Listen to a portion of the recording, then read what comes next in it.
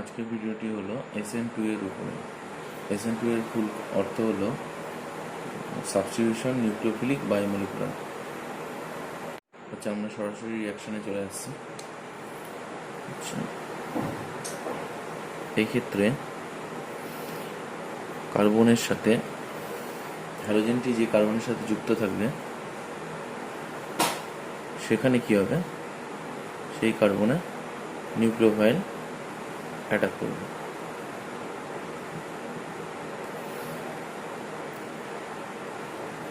আর এই একটা স্টেপেই কী হবে, হ্যালোজেনটা বেরিয়ে যাবে। এটাই হচ্ছে ধীর গতি সম্পন্ন ধাপ বা স্লো স্টেপ। স্লো স্টেপটাকে আমরা বলছি RDS, রেট ডিটারমিনিং স্টেপ। আচ্ছা, এই ক্ষেত্রে আমরা দেখব যে নিউক্লিওফাইলটা সাথে কার্বনটা যুক্ত হবে এবং ঠিক আমব্রেলা ইনভার্সন হবে। অর্থাৎ এইখানে মলিকুলটা যেরকম ছিল, ভালো করে লক্ষ্য করে দেখো যে ঠিক এটা ঠিক ছাতা যেরকমভাবে উল্টে যায় ঠিক সেভাবে উল্টে গেছে। অর্থাৎ একটা ইনভার্সন অফ কনফিগারেশন কিন্তু আমরা পেয়ে গেছি। এটা আমি স্টিরিওকেমিস্ট্রি যখন পড়াবো তখন আরও ডিটেলসে আসবো। আচ্ছা, এবার রেটটা চলে আসছি। রেট সমান কী হবে, আর কে ইন্টু সাবস্ট্রেট, মানে এখানে RX যেটা নিয়েছি, আর তার সাথে নিউক্লিওফাইল। ভালো করে খেয়াল করে দেখো, SN1 আর SN2 এর মধ্যে এখানে একটা বড় পার্থক্য, যে SN1-এ in case of SN1 reaction it occur by 2 step. এখানে কিন্তু SN2-র ক্ষেত্রে আমরা কিন্তু একটা ধাপে কিন্তু বিক্রিয়াটা পুরোপুরি সম্পন্ন হচ্ছে। আচ্ছা, এখানে যদি রেটের ইকুয়েশনটা দেখি, রেট ইকুয়েশনে আমরা কি দেখতে পাচ্ছি যে এখানে কিন্তু সাবস্ট্রেটের উপর ডিপেন্ড করছে অ্যাজ ওয়েল অ্যাজ নিউক্লিওফাইল। তাহলে অর্ডার কত হবে এখানে, 1 + 1 2। ঠিক আছে, তাহলে সাবস্টিটিউশন হচ্ছে, নিউক্লিওফিলিক সাবস্টিটিউশন হচ্ছে, তাহলে এখানে অর্ডার কত, 2। তাই জন্য এটা বায়োমলিকুলার। তাহলে এখানে দেখো ডিপেন্ডেন্সিটা কার কার উপরে ডিপেন্ডেন্সি। যদি আমি SN2 যদি রেট বলি, কী কী কোন কোন বিষয়ের উপর নির্ভর করে সেটা আমরা একবার দেখে নিই। এবার আমরা কিছু ডিপেন্ডেন্সি দেখে নিচ্ছি। ভালো করে খেয়াল করে দেখো, নিউক্লিওফিলিসিটি যত বাড়বে রেট অফ SN2 তত বাড়বে।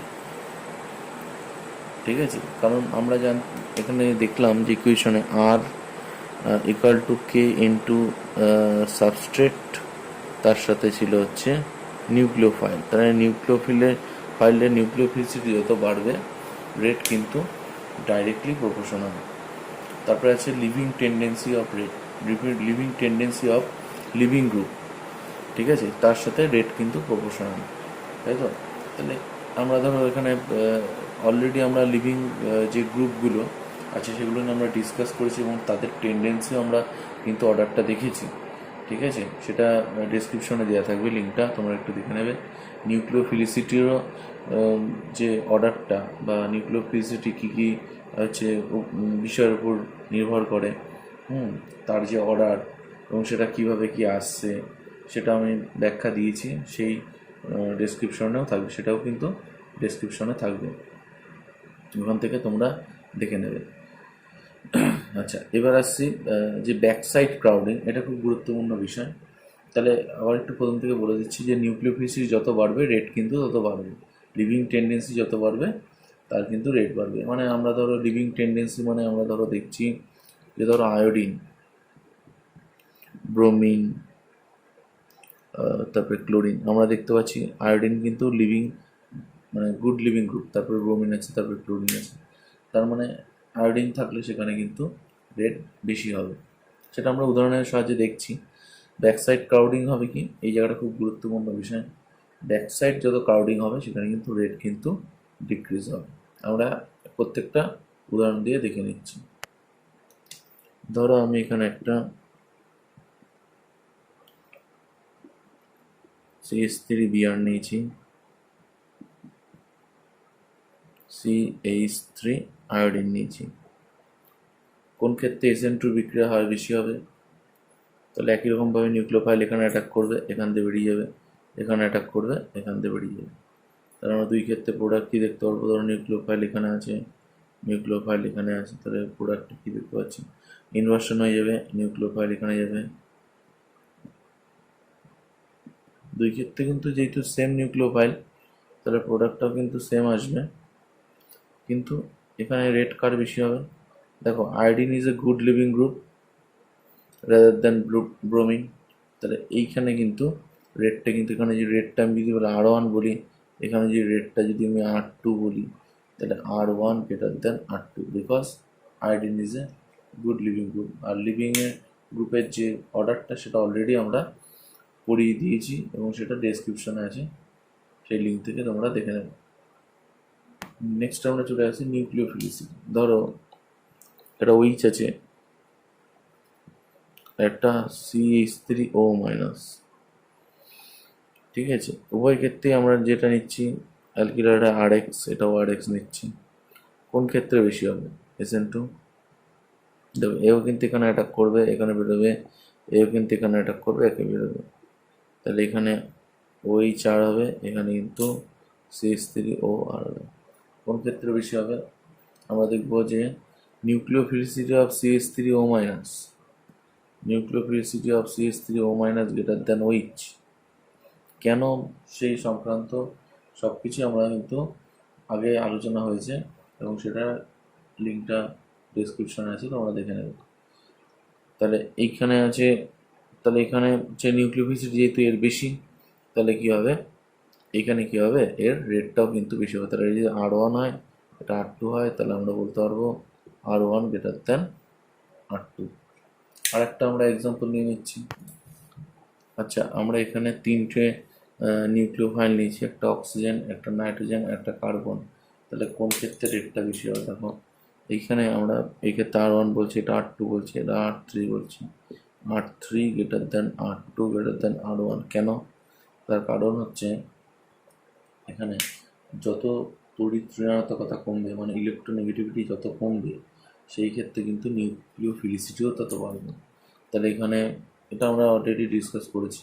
তাহলে কার্বন, নাইট্রোজেন আর অক্সিজেন, এই ক্ষেত্রে আমরা দেখতে পারবো যে যেহেতু কার্বনের সবচেয়ে ইলেকট্রোনেগেটিভিটি কম, তাহলে তার নিউক্লিওফিলিসিটি বেশি। নাইট্রোজেন থেকে অক্সিজেন ইলেকট্রোনেগেটিভিটি কম, তাহলে এক্ষেত্রে নাইট্রোজেনের নিউক্লিওফিলিসিটি বেশি। আর সবার লাস্টে যাবে অক্সিজেন। তাহলে অর্ডারটা হবে R3 greater than R2 greater than R1। এবার চলে আসি ব্যাক সাইড ক্রাউডিং। ধরো আমরা এখানে একটা মিথাইল নিয়েছি, এখানে X, এখানে আমরা চলে আসছি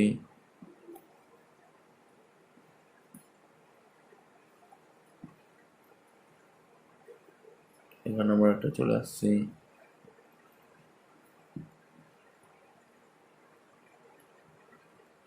একটা জিনিস ভালো করে খেয়াল করে দেখো, নিউক্লিওফাইলটা যখন অ্যাটাক করছে, এখানে হাইড্রোজেন হাইড্রোজেন হাইড্রোজেন সেভাবে বাধা পাচ্ছে না, কিন্তু এখানে যখন অ্যাটাক করছে কিছুটা বাধা পাচ্ছে। এখানে একটা মিথাইল আছে, এখানে দেখো সবচেয়ে বেশি বাধা পাচ্ছে। কেন?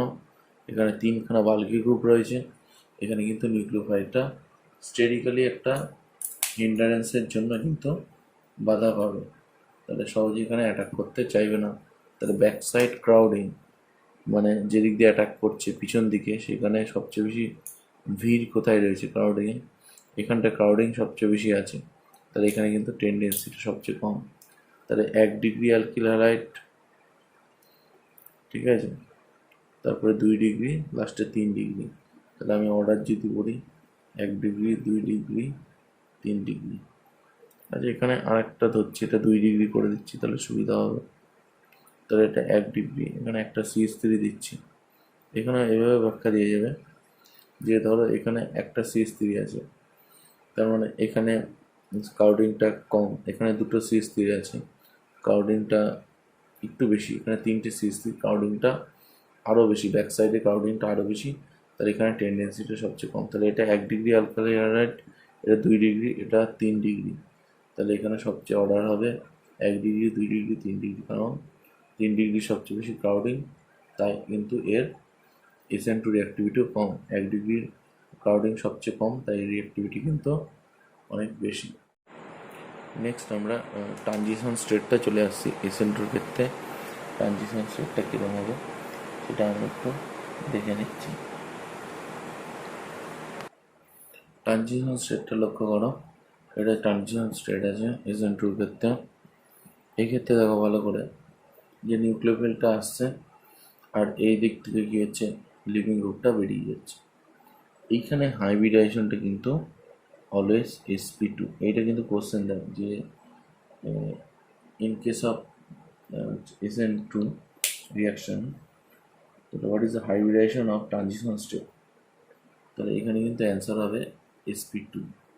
ঠিক আছে, কারণ এই বন্ডটা ব্রেক হচ্ছে, এটা ফর্মেশন হচ্ছে, এটা ব্রেক হচ্ছে, তাহলে এক্সিস্টেন্স মোটামুটি নেই বললেই চলে। তাহলে এই পার্টটা যদি আমি বলি, মোটামুটি এই পার্টটা হচ্ছে sp2, প্ল্যানার হয়ে যায় এই স্ট্রাকচারটা দিয়ে। এদিকে যখন বন্ড ফর্মেশন হয়ে যায় এখানে, তখন এটা একটা এই দিকটা মুভ করে যায়, মনে হচ্ছে এটা একটা টেট্রাহেড্রাল শেপ নিয়ে নেয়। ঠিক আছে, তাহলে এখানে কিন্তু একটা sp2 বা প্ল্যানার স্টেট থাকে। তাহলে ট্রানজিশন স্টেটে কিন্তু এটা অলওয়েজ sp2 হাইব্রিডাইজেশন। এবার চলে আসছে সলভেন্ট এফেক্টে।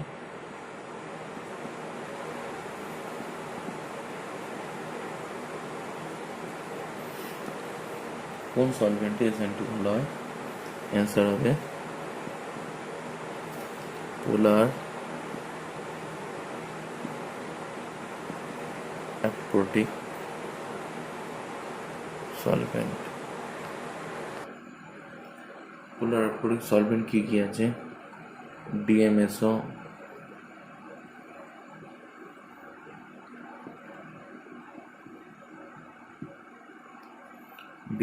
আছে, DCM আছে, DMF আছে, ইটিসি, অনেক সলভেন্ট আছে। আমরা একটা কিছু বিশেষ সলভেন্টের নাম বলবো যেগুলো সবচেয়ে বেশি ইউজ হয় আর কি SN2 ক্ষেত্রে। এবার সলভেন্ট দিয়ে একটা কোশ্চেন দিতেই পারে। ধরো RX আছে, এখানে আমরা কি করছি যে ধরো একটা নিউক্লিওফাইল দিয়ে দিয়েছে, দিয়ে বলছে একটা ইথানল আছে। আর একটা ক্ষেত্রে দিয়ে বলছে জল আছে। আর একটার ক্ষেত্রে দিয়ে বললো ডিএমএফ দিয়েছে। তাহলে এবার বলছে অর্ডারটা কি আছে, এটা ধরো রেট R1, এটা রেট R2, এটা R3। এবার আমাকে বললো যে হোয়াট ইজ দ্য অর্ডার, এখানকার অর্ডারটা কী হবে, সবচেয়ে কোথায় বেশি, সবচেয়ে কোথায় কম। দেখো আমরা এখানে একটা জিনিস ভালো করে ভাবতে হবে যে সবচেয়ে যে নন পোলার যে ক্যারেক্টারটা, নন পোলার না, পোলার অ্যাপ্রোটিক কোনটা সবচেয়ে? ডিএম হচ্ছে পোলার অ্যাপ্রোটিক, তাহলে R3 সবচেয়ে বেশি। এবার আমি চলে আসছি দেখো, এবার R3 সবচেয়ে বেশি হবে এখানে। এবার আমরা কি করব, এবার দেখো জলও পোলার প্রোটিক, ইথানলও পোলার প্রোটিক। এবার এখান থেকে আমরা দেখতে হবে যে ডাই ইলেকট্রিক কনস্ট্যান্ট সবচেয়ে বেশি কার, মানে পোলারের মধ্যে আমরা দেখব সবচেয়ে বেশি এটা পোলার প্রোটিক, জলও পোলার প্রোটিক, ইথানলও পোলার প্রোটিক। এবার আমাকে দেখতে হবে কার মধ্যে সবচেয়ে ডাই ইলেকট্রিক কনস্ট্যান্ট বেশি। সবচেয়ে বেশি কিন্তু জলের, মানে চার্জের সেপারেশন সবচেয়ে বেশি হয় জলে। তাই এটার ক্ষেত্রে কিন্তু SN1 ভালো হবে, SN2 কিন্তু ভালো হবে না। আমি ইথানল দেখি, ইথানল কিন্তু জলের থেকে ডাইইলেকট্রিক কনস্ট্যান্ট অনেকটা কম। তাহলে এখানে মানে চার্জের সেপারেশনটা জলের থেকে কিছুটা কম, তার মানে এখানে কিন্তু SN2 খানিকটা জলের থেকে কিছুটা বেশি।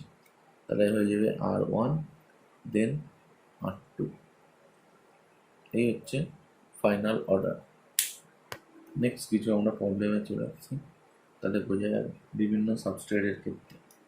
ধরো আমরা একটা নিচ্ছি CH3, CH2, CH2, Cl। আবার নিচ্ছি CH3, CH, double bond CH, Cl। নিচ্ছি CH3 sorry CH2 double bond CH CH2Cl।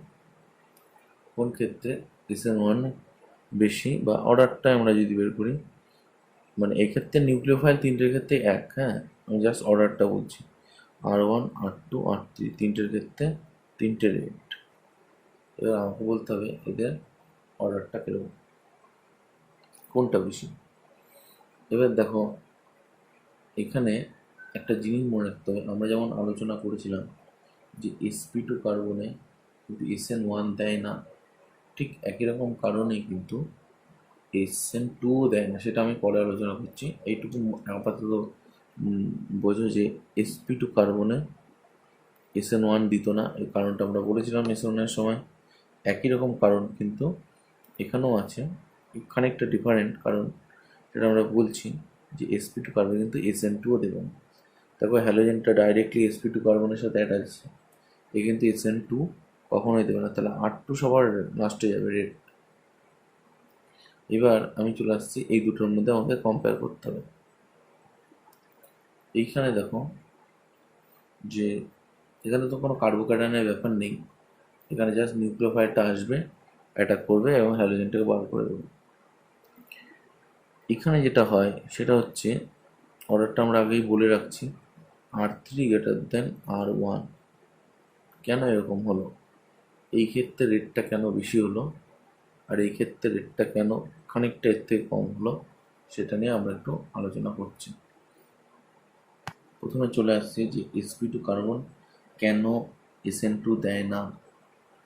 দেখো ভালো করে,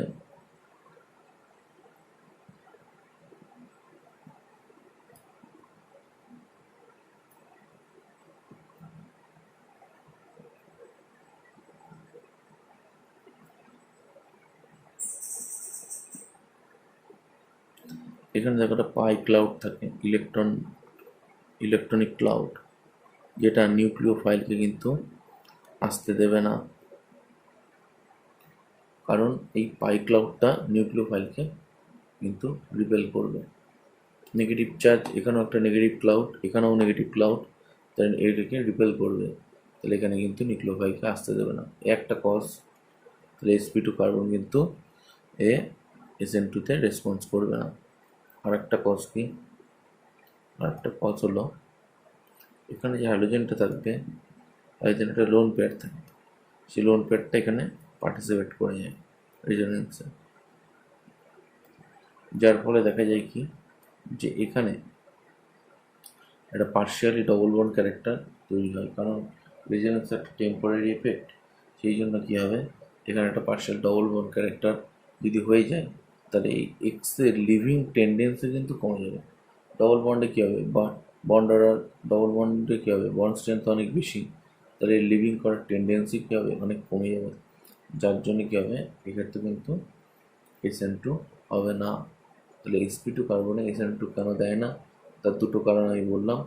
একটা হচ্ছে ইলেকট্রনিক ক্লাউড, যেটা ইনকামিং নিউক্লিওফাইলকে রিপেল করবে, আর একটা কজ কি, যেখানে একটা পার্শিয়াল ডবল বন্ড ক্যারেক্টার হয়, যা লিভিং টেন্ডেন্সিকে অনেক রিডিউস করে দেয়।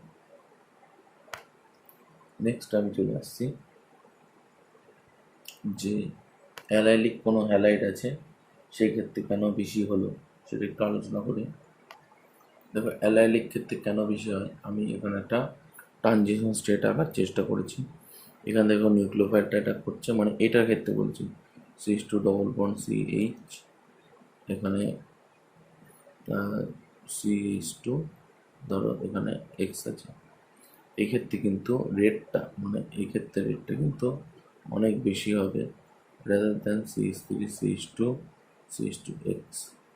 এই ক্ষেত্রে কিন্তু রেটটা, মানে যদি R1 ধরি, এটা R2 ধরি, তাহলে R1 কিন্তু গ্রেটার দ্যান R2। কেন, দেখো এখানে ট্রানজিশন স্টেট দিয়ে বুঝেছি, এই ক্ষেত্রে যদি SN2 হয়, তাহলে এরকম একটা ট্রানজিশন স্টেট দিয়ে পাস করবে, যেটা এই নিউক্লিওফাইলটা অ্যাটাক করছে আর এই হ্যালোজেনটা বেরিয়ে যাচ্ছে, এই ট্রানজিশন স্টেটকে, এই পাই ক্লাউডটা অনেক বেশি স্টেবল করবে, যার জন্য কী হবে এক্ষেত্রে কিন্তু R1টা অনেক বেশি হবে রাদার দ্যান নর্মাল, মানে স্যাচুরেটেড হ্যালো কার্বন যেগুলো আছে।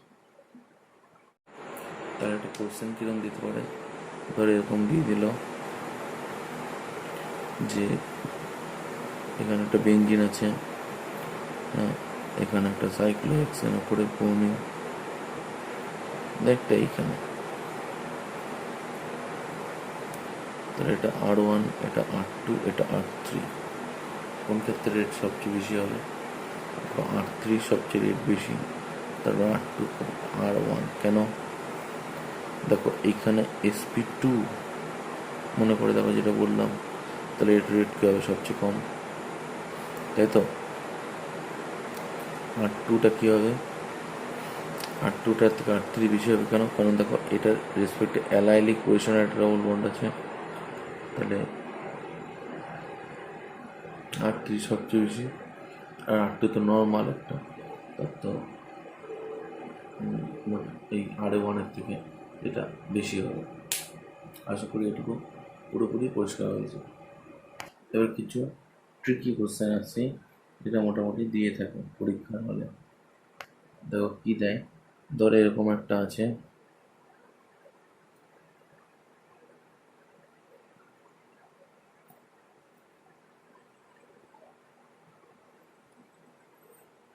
তারা তোমার একটা এরকম দিলাম সাইক্লো 1 ব্রোমোসাইক্লোপেকটিন, কোন ক্ষেত্রে SN1-এর রেট বেশি?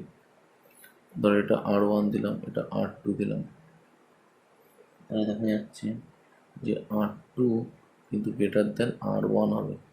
কেন?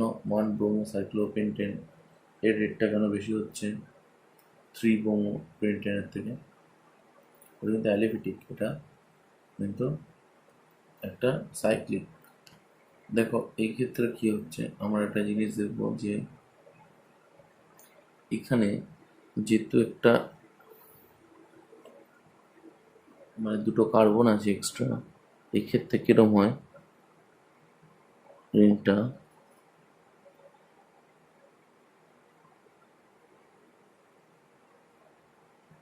এরকমভাবে কিন্তু ঘুরে যেতে পারে, যার ফলে কি হচ্ছে এই ইনকামিং নিউক্লিওফাইলটাই কিন্তু অনেক বেশি বাধা দেয়।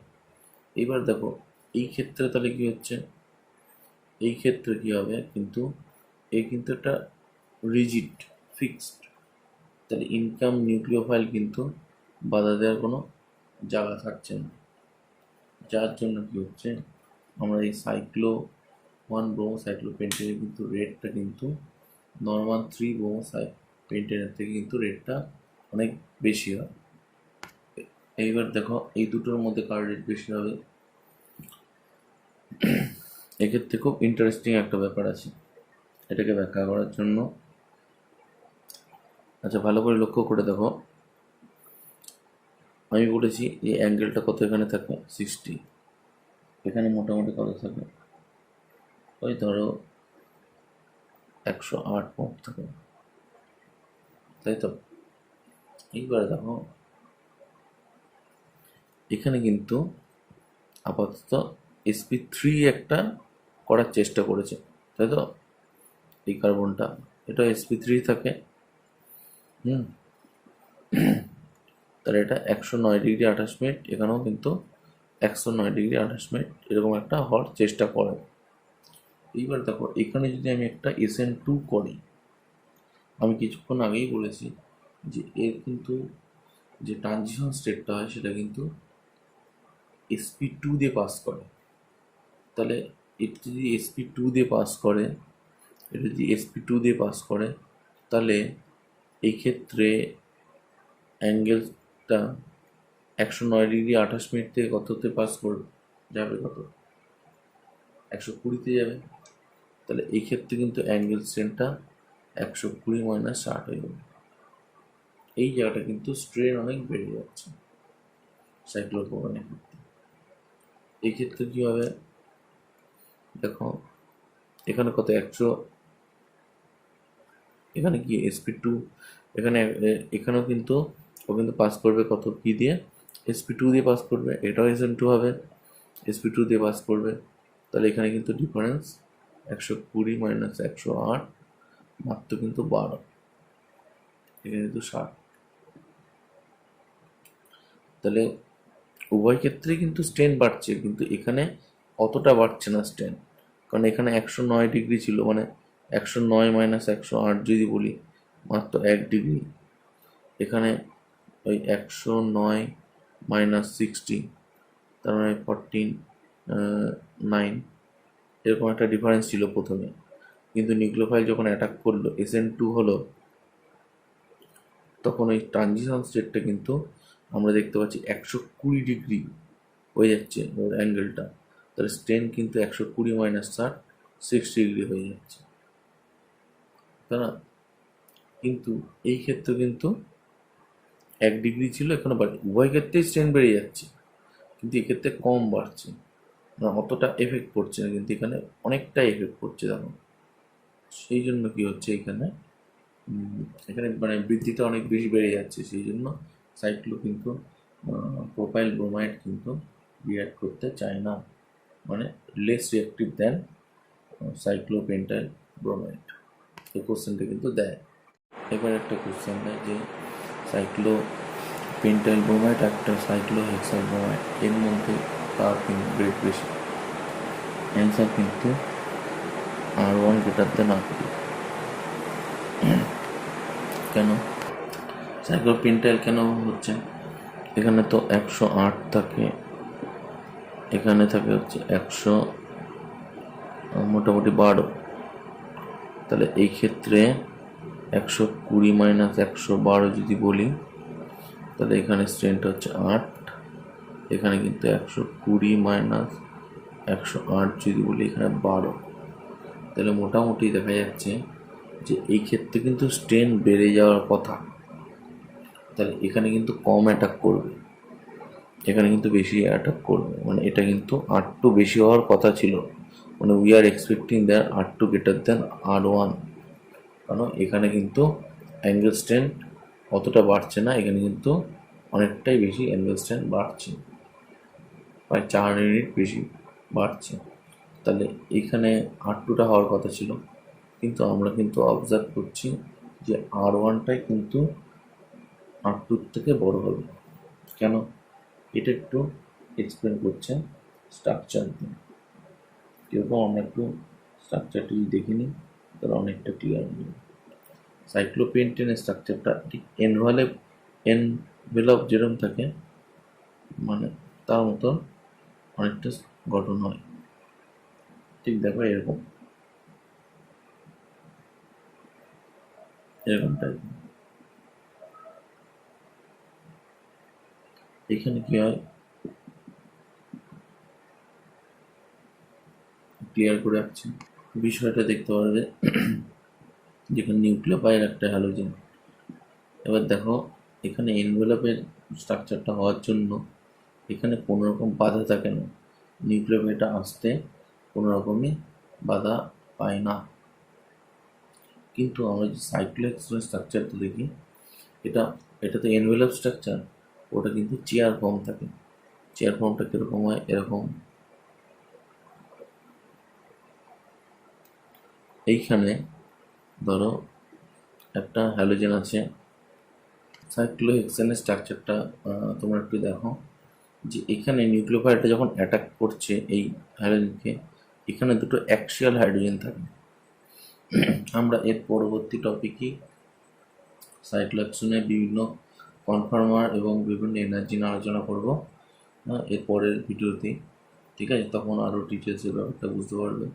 তো এখানে সাইক্লোহেক্সানে দুটো অ্যাক্সিয়াল হাইড্রোজেন থাকে এখানে, যার জন্য এই নিউক্লিওফাইলটা আগত নিউক্লিওফাইলটা বাধাপ্রাপ্ত, হ্যাঁ, সেই জন্য সাইক্লোহেক্সানে কিন্তু এর মানে অ্যাঙ্গেল স্ট্রেনটা আমরা যেটা দিয়ে দেখছি অনেক সুবিধাজনক, কিন্তু হলে কী হবে, এই দুটো অ্যাক্সিয়াল হাইড্রোজেনে কিন্তু ওর অনেকটাই নিউক্লিওফিলিস মানে ফাইলের অ্যাটাকটাই কিন্তু অনেকটা কমিয়ে দেয়।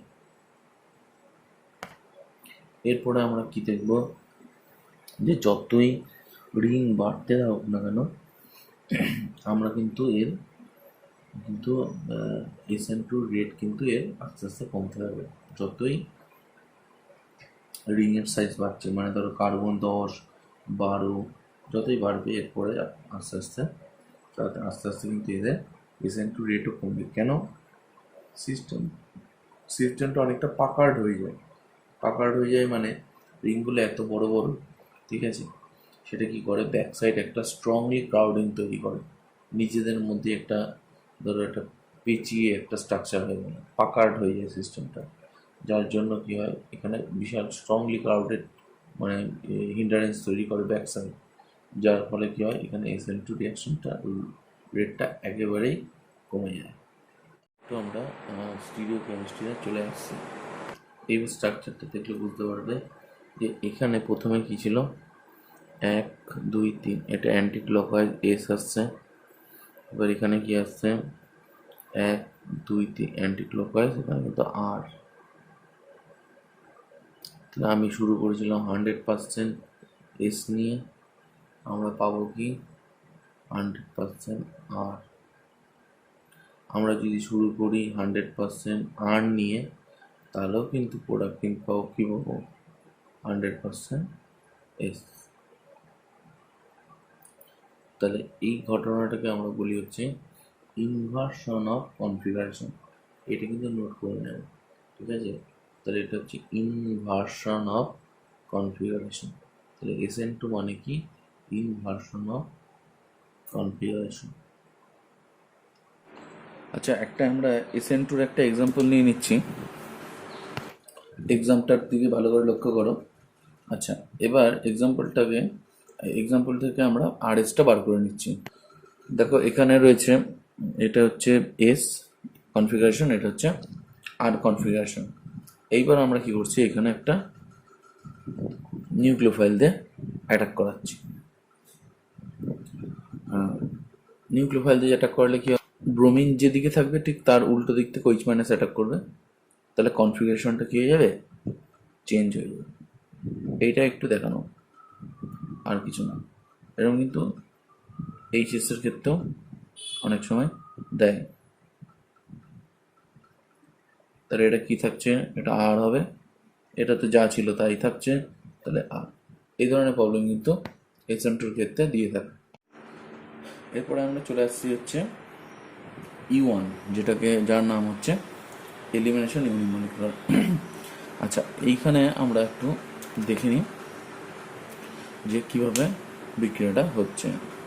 আমরা আগে 1 degree 2 degree 3 degree alkyl halide এঁকে নিই। আমরা 3টে অ্যালকিল হ্যালাইড নিয়ে নিয়েছি। একটা হচ্ছে 1 ডিগ্রি, এটা হচ্ছে 2 ডিগ্রি, এটা হচ্ছে 3 ডিগ্রি। এবার দেখো এটা অনেকটা SN1-এর মতো। প্রথমে কি তৈরি হবে, এখান থেকে কার্বোক্যাটায়ন তৈরি হবে, মানে CH3 CH2 প্লাস, এখানে একই রকমভাবে CH3 CH, এখানে ব্রোমিন বেরিয়ে গেল, এখানে প্লাস, এখানেও CH3, এখানেও CH3 CH3, এখানে CH3, এখানে প্লাস। তাহলে কিন্তু কার্বোক্যাটায়ন তৈরি হচ্ছে। এটা হচ্ছে স্লো স্টেপ, একই রকমভাবে SN1-এর মতন। এখানে কি থাকছে, স্লো স্টেপ এটা। এইবার ফার্স্ট স্টেপে আমরা কি দেখতে পাচ্ছি, সাবস্টিটিউশনের ক্ষেত্রে আমরা কি দেখেছিলাম যে এখানে অ্যাটাক করছিল হচ্ছে নিউক্লিওফাইল, এখানে কিন্তু আসবে হচ্ছে বেস। এবার বেসের কাজ কি, নিশ্চয়ই কোনো নিউক্লিওফিলিক সেন্টারে অ্যাটাক করবে না, তাহলে কোথায় অ্যাটাক করবে, এ কিন্তু H প্লাসকে বুঝে নেবে। তাহলে আমরা H প্লাস কোথা থেকে পাবো, ঠিক তাহলে কার্বোক্যাটায়নের বিটা হাইড্রোজেনটা এখানে হাইড্রোজেন আছে, এবার এইখান থেকে H প্লাসটা ধরবে, এখানে বন্ডটা পড়বে, তাহলে প্রোডাক্ট আসবে কি CH2 ডবল বন্ড CH2। এবার কি হচ্ছে, এখানটায় আমরা কি দেখতে পাচ্ছি, এখান থেকে বেস গিয়ে এখানে অ্যাটাক করছে, এখানে এটা পড়ছে, তাহলে CH ডবল বন্ড CH3। একই রকমভাবে এখানে কি দেখতে পাচ্ছি, বিটা হাইড্রোজেনটাকে ধরছে, এখানে পড়ছে, এখানে একটা ডবল বন্ড চলে আসছে।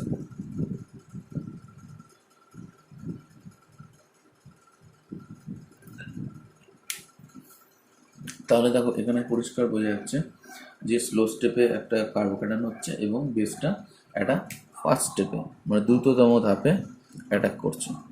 এবার আমার প্রশ্ন হলো, তাহলে রেটটা আমরা কীভাবে বিচার করব। দেখো যেহেতু ঠিক SN1-এর মতনই হবে, যেহেতু কার্বোক্যাটায়নের স্টেবিলিটির উপর ডিপেন্ড করছে, কারণ স্লো স্টেপে যেহেতু কার্বোক্যাটায়ন তৈরি হচ্ছে, তাহলে এখানে রেটটা কার উপর ডিপেন্ড করবে? রেটটা ডিপেন্ড করবে হচ্ছে স্টেবিলিটি অফ কার্বোকার্বন। তাহলে E1 rate of E1 reaction depend করবে স্টেবিলিটি অফ কার্বোকার্বন। তাহলে আমরা এখানে স্টেবিলিটি কার্বোকার্বন কার বেশি 3 ডিগ্রি, তাহলে অবভিয়াসলি অর্ডারটা কী হবে আমরা দেখে ফেলতে পারি যে 3 degree greater than 3 degree greater than কী বলতে পারি 2 ডিগ্রি গ্রেটার দেন 1 ডিগ্রি, কারণ 3 ডিগ্রির কার্বোকার্বন স্টেবিলিটি কি অনেক বেশি। তাহলে আমরা একটা পয়েন্ট কি নোট করে নেব এই ক্ষেত্রে এলিমিনেশন ইউনিমলিকুলার ক্ষেত্রে, যে elimination rate of elimination proportional to stability of carbocation। এটা হচ্ছে আমরা কিন্তু নোট করে নিলাম। আচ্ছা, এটা গেল 1 নম্বর যে রেটটা ডিপেন্ড, আরেকটার উপর রেট কিন্তু ডিপেন্ড করবে, সেটা আমরা অলরেডি তোমরা কিন্তু সহজেই বুঝতে পারছো যে কার উপর ডিপেন্ড করবে, সেটা হচ্ছে লিভিং গ্রুপের লিভিং ক্যাপাসিটি, তাই না? কারণ যেহেতু যত বেশি ভালো লিভ হবে তাহলে তার কিন্তু কার্বোকার্বনটা তত দ্রুত হবে। অলরেডি লিভিং গ্রুপে আমরা অর্ডারটা ডিসকাস করেছি এবং সেটা ভিডিও ডেসক্রিপশনেও রয়েছে। তাহলে আমরা বলতে পারি যে আবার লিখছি রেট অফ এলিমিনেশন মানে এখানে আমরা E1 কিন্তু, হ্যাঁ, রেট অফ এলিমিনেশন মানে E1 আর কি, এখানেও E1 এখানেও E1 আর কি, সেটা কার উপর ডিপেন্ড করছে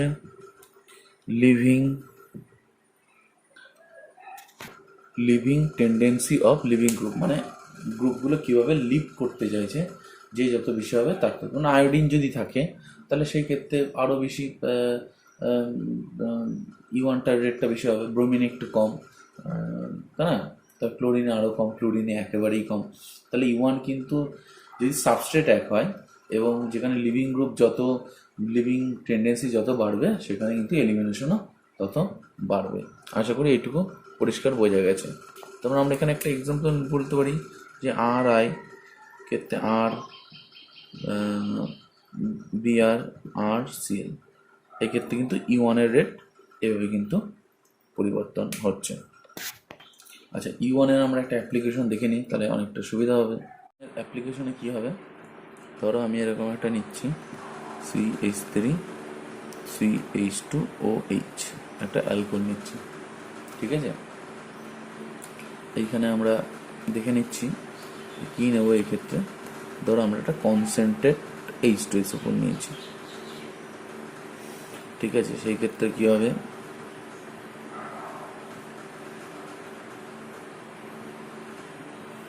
OH2+।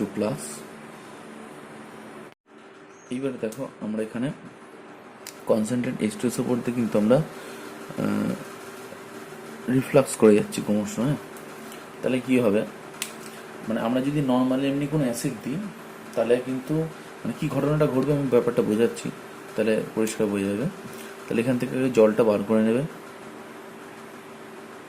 তাহলে CH3CH2+, একটা কার্বোকার্বন তৈরি হচ্ছে। এবার প্রথম কথা হচ্ছে 1 ডিগ্রি কার্বোকার্বন, এটা তো আলফা হাইড্রোজেনও কম, তাহলে এটা স্টেবিলিটি অনেক কম। কিন্তু তাহলে কার্বোকার্বন তৈরি হচ্ছে কেন? এইখানে দেখো যে ব্যাপারটা হচ্ছে, যদি আমরা কনসেন্ট্রেট H2SO4 ধরে রিফ্লাক্স করতে থাকি তাহলে সেই ক্ষেত্রে কী হবে, এতটা মানে কনসেন্ট্রেট H2SO4 এতটা হচ্ছে ওয়াটার অ্যাবজর্পশনের পাওয়ার, হ্যাঁ, সে কী করবে এখান থেকে অ্যালকোহল থেকে জোর করে H+টাকে অ্যাবজর্ব করে নিয়ে কিন্তু কার্বোকার্বনটা তৈরি করছে। এবার স্বাভাবিকভাবে এখানে মিডিয়ামে যে জল থাকবে সে জল কী করবে, এই লোন পেয়ারতে H+টাকে ধরবে, এখানে একটা বন্ড করে দেবে, দিয়ে CH2 ডবল বন্ড CH2 এটা তৈরি হবে। কিন্তু আমি যদি এখানে কনসেন্ট্রেট H2SO4 বদলে যদি আমি যে কোনো নর্মাল ধরো HI দিলাম, মানে এটা আমরা একটু পরে আলোচনা করছি, ধরো এখানে আমরা HI দিলাম, তাহলে কী হবে CH3CH2OH এখানে প্লাস, ঠিক আছে? OH এখানে প্লাস হলো, এখানে I মাইনাস রয়েছে, ঠিক আছে? এবার এইখানে যদি আমরা এলিমিনেশন করি সেখানে কিন্তু কার্বোক্যাটায়ন তৈরি হচ্ছে না। ঠিক আছে, এখানে কিন্তু আমরা কার্বোক্যাটায়ন কিন্তু তৈরি হচ্ছে না, কারণ এখানে কিন্তু এই চায়ের এতটা মানে মানে এতটা শক্তিশালী নয় যে এখান থেকে জলটাকে টেনে বার করবে। এখানে যদি দেখি আমরা কিন্তু E2 দেখতে পারবো, সেটা আমরা পরে আলোচনা করব। ঠিক আছে, কিন্তু এখানে কার্বোক্যাটায়ন দিয়ে যাবে না, মোট কথা হচ্ছে, কারণ এই চায়ের অ্যাসিডিটি কম, কনসেন্ট্রেট H2SO, আর ওয়াটারটাকে অ্যাবজর্ব করার ক্ষমতাও কম, তাই এখানে কিন্তু কার্বোক্যাটায়ন দিয়ে পাস করবে না। এটুকু আমি জাস্ট বলে রাখলাম। নর্মালভাবে আমরা একটা দেখে নিই, আর একটা example, CH3 CH OH CH2 CH3। এবার আমরা কনসেন্ট্রেট H2SO দিয়ে দিচ্ছি। ঠিক আছে, কনসেন্ট্রেট H2SO দিচ্ছি। ঠিক আছে, এটা 2 ডিগ্রি অ্যালকোহল, এখানে কিন্তু ইজিলি কার্বোক্যাটায়ন কিন্তু তৈরি করতে পারবে। ঠিক আছে, এখানে কিন্তু রিফ্লাক্স করার কোনো দরকার নেই। কনসেন্ট্রেট H2SO আমরা সামান্য দিলেই হবে আর কি। কনসেন্ট্রেট H2SO এখানে আমরা লিখে দিচ্ছি স্মল অ্যামাউন্ট। ঠিক আছে, এবার এখানে দিলে কী হয়ে যাবে, CH3CH, এখানে OH2 কি প্লাস, এখানে CH2CH3। এবার দেখো এখানে একটা কার্বোক্যাটায়ন জেনারেট করে যাচ্ছে, CH3CH প্লাস, এখানে CH3 CH2CH3। এইবার দেখো এখানে কিন্তু অ্যালকিন দুটো হওয়ার সম্ভাবনা কিন্তু তৈরি হয়ে যাচ্ছে, তাই না?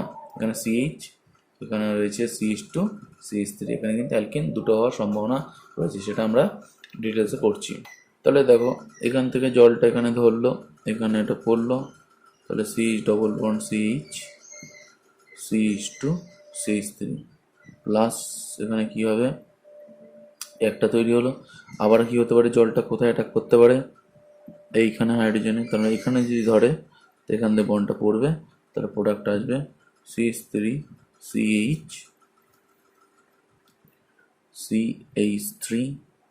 CH double bond CH3। তাহলে এটা আমরা জানি যেটা হচ্ছে সেটজেপ প্রোডাক্ট, এটা সেটজেপ, এটা হচ্ছে হফম্যান। অলরেডি এটা আমরা পড়িয়েছি কিছুটা। তা সেটজেপ মানে most substituted alkyne. Most substituted alkyne মানে ধরো একটা CH2 ডবল বন্ড CH2, এটা যদি আমরা পিওর অ্যালকিন ধরি, যেখানে দেখো ভালো করে এই একটা হাইড্রোজেন রিপ্লেস আছে, এই একটা হাইড্রোজেন রিপ্লেস আছে, এই ক্ষেত্রে তার মানে দুটো হাইড্রোজেন রিপ্লেস আছে। আর এই ক্ষেত্রে দেখো ভালো করে CH2 ডবল বন্ড CH2, এটাকে যদি আমরা একটা অ্যালকিন ধরি, সেই অ্যালকিনটার কী রয়েছে, এখানে মাত্র একটা হাইড্রোজেন রিপ্লেস আছে, এটা হচ্ছে লেস সাবস্টিটিউটেড। এবার দেখো এখানে হাইপার কনজুগেশন দিয়ে যদি আমরা সাহিত্য ব্যাখ্যা করি, এখানে হাইপার কনজুগেশন কী হবে, মাত্র দুটো হাইড্রোজেন, এখানে হাইপার কনজুগেবল হাইড্রোজেন হচ্ছে 3-6টা, তার মানে সেটজেবের স্টেবিলিটি কিন্তু অনেক বেশি হয়। এটা হচ্ছে ব্যাপার। তাহলে আমরা এখানে একটা পয়েন্ট কিন্তু, একটা স্ট্রং পয়েন্ট আছে, সেটা হচ্ছে যে যদি আমাদের E1 দিয়ে পাস করে কোনো একটা রিয়াকশান, সেই ক্ষেত্রে কিন্তু সবসময় সেটজেপটা কিন্তু, সেটজেপ প্রোডাক্ট কিন্তু মেজর হবে, এটা যেন মাথায় থাকে। E1 মানে সেটজেপ প্রোডাক্ট কিন্তু অলওয়েজ মেজর। E1 কিন্তু যেহেতু কার্বোক্যাটায়নের থ্রুতে পাস করছে, এখানে আমরা দেখব সেটজেপটা সবসময় মেজর হচ্ছে। বা এখানে আমি আরেকটাভাবে বলতে পারি, আমি আরেকটা এক্সাম্পল নিচ্ছি, মানে যেখানে অ্যালকিনের স্টেবিলিটি বেশি, বাংলা কথা, সেইখানেই কিন্তু ডবল বন্ডটা তৈরি হবে। আমরা আরেকটা এক্সাম্পল নিই, তাহলে একদম ক্লিয়ার হবে। আমরা এখানে বলতে পারি E1 মানে হচ্ছে সেটজেপ অর মোস্ট স্টেবল অ্যালকিন। এই পয়েন্টটা কিন্তু আমরা নোট করব। ঠিক আছে, আচ্ছা আমরা আরেকটা দেখে নিই এক্সাম্পল। এইবার দেখো আমরা এখান থেকে দুটো প্রোডাক্ট লিখে ফেলছি।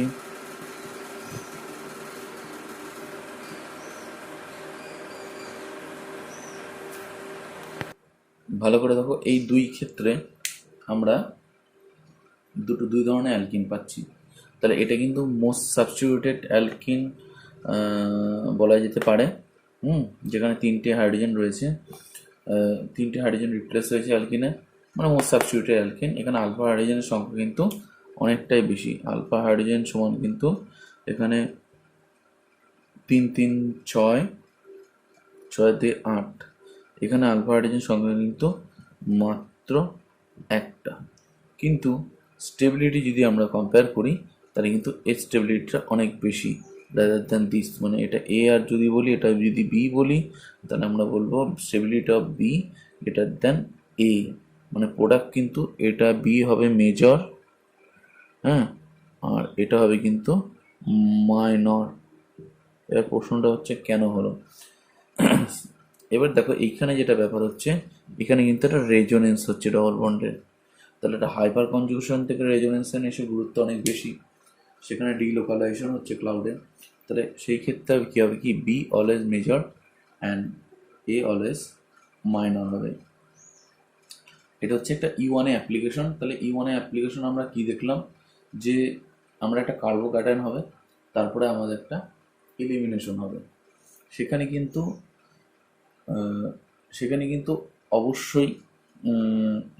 অবশ্যই আমরা যেটা দেখব যে সেট জেপটা কিন্তু মেজর হবে, বা অ্যালকিন যেখানে তৈরি হবে সেটা যেন সবচেয়ে স্টেবল অ্যালকিন হয়। এটাই হচ্ছে ব্যাপার, এটাই হচ্ছে E1 একটা বড়সড় অ্যাপ্লিকেশন। আমরা এখানে মানে H2O নিয়ে দেখলাম, মানে OH নিয়ে দেখলাম, যেটাকে আমরা H2O প্লাস করে লিভিং গ্রুপ করে বের করে দিচ্ছি। কিন্তু এবার আমরা যেটা দেখব সেটা হচ্ছে একটা যে কোনো হ্যালোজেন নিয়েই দেখব। এবার ধরো আমরা এখানে আয়োডিন বা ব্রোমিন কোনো একটা গ্রুপ নিয়েছি। এবার ধরো এখানে আমরা E1 দেখাচ্ছি, এখান থেকে কি হয়ে যাবে, সহজেই এটা বেরিয়ে যেতে যাবে। তাহলে এখানে কি তৈরি হবে, একটা কার্বোক্যাটায়ন জেনারেট হচ্ছে।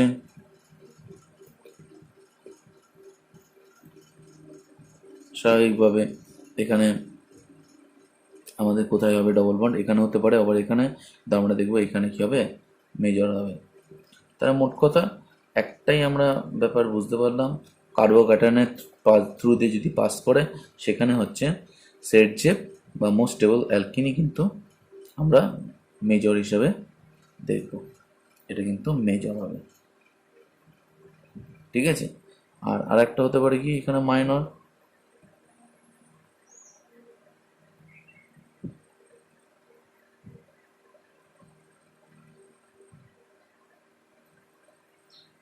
আমরা এটা দেখতে পাচ্ছি, এটা কিন্তু এটা মাইনর আসবে,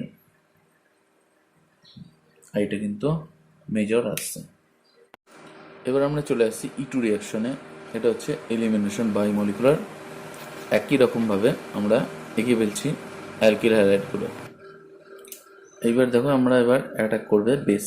এটা কিন্তু এক ধাপেই হবে, ওয়ান স্টেপ প্রসেস। এখানে কিন্তু বেস অ্যাটাক করছে, এটি কিন্তু স্লো স্টেপ। তার বেস কি করবে, এই বিটা হাইড্রোজেনটাকে ধরবে, এখানে পড়বে, এখানে বেরোবে। একরকমভাবে বিটা হাইড্রোজেনটাকে ধরবে, এখানে এটা পড়বে, এখানে এটা পড়বে। বিটা হাইড্রোজেনটাকে ধরবে, এই হাইড্রোজেনটা পড়বে, এটা বেরোবে। তার প্রোডাক্ট আসবে কি সি ডবল বন্ড CH2, এখানে কি CH2 ডবল বন্ড CH3, এখানে H, এখানে CH2 ডবল বন্ড CH3 ভালো করে লক্ষ্য করে দেখো, এই কিন্তু তিনটে আমরা অ্যালকিন পেয়ে গেলাম। এটা স্লো স্টেপ। এবার হচ্ছে রেটটা কার উপর ডিপেন্ড, রেটটা কী হবে, রেটটা হবে 1 ডিগ্রি 2 ডিগ্রি 3 ডিগ্রি। কেন এরকম হলো, এখানে তো SN2-র মতো যদি বলি, এখানে তো কোনো মানে বাল্কি মানে স্টেরিক ক্রাউডিং বা ব্যাক সাইড ক্রাউডিংয়ের তো কোনো ব্যাপার নেই।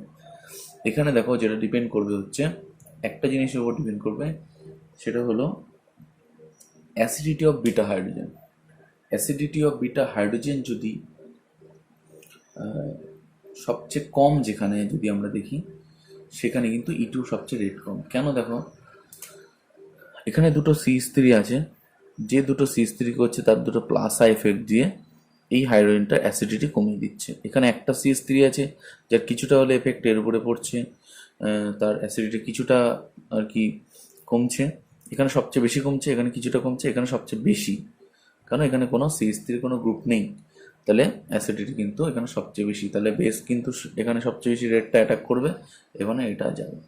তাহলে E2 যদি এলিমিনেশন যদি দেখি, তাহলে সেখানে কিন্তু আমরা দেখব যে অ্যাসিডিটি অফ বিটা হাইড্রোজেন যার যত বেশি, তার E2 তত রেট বেশি।